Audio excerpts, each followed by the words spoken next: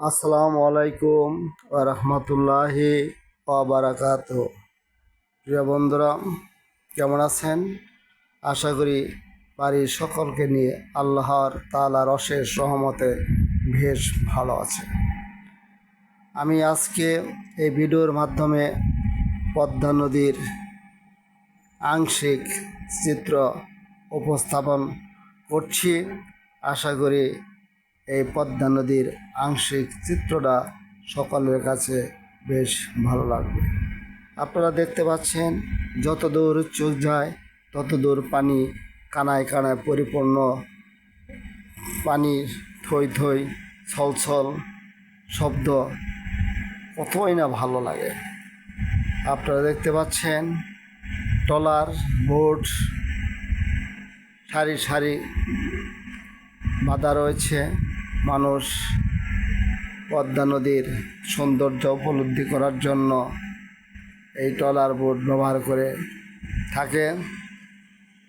আপনারা দেখতে পাচ্ছেন কত উঁচু উঁচু ঢেউ, কত স্রোত।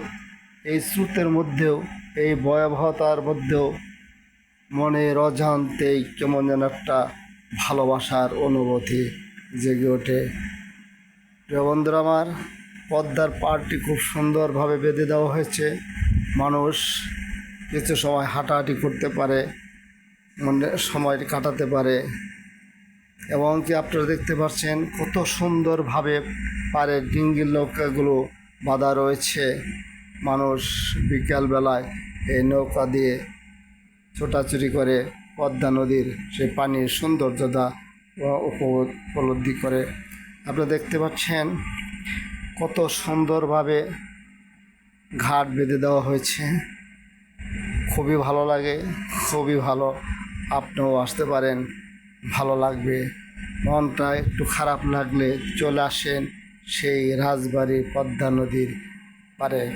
পদ্মা নদীর পারে অনেক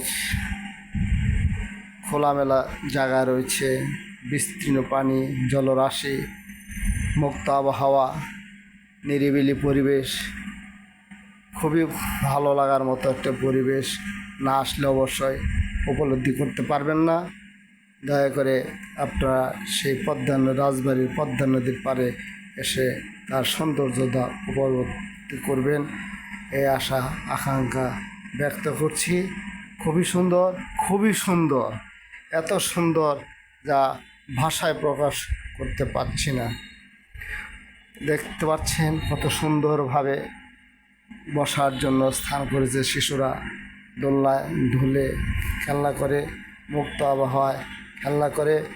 জলীয় বাষ্প, স্বাস্থ্যকর পরিবেশ সবই এই পদ্মার পাড়ে উপলব্ধি করছি। আর দেরি না করে আপনারা আসুন রাজবাড়ির সেই পদ্মার তীরে মুক্ত আবহাওয়া, জলীয় বাষ্প উপলব্ধি করার জন্য। আশা করি সকলে ভালো লাগবে। ধন্যবাদ। আসসালামু আলাইকুম ওয়া রাহমাতুল্লাহ।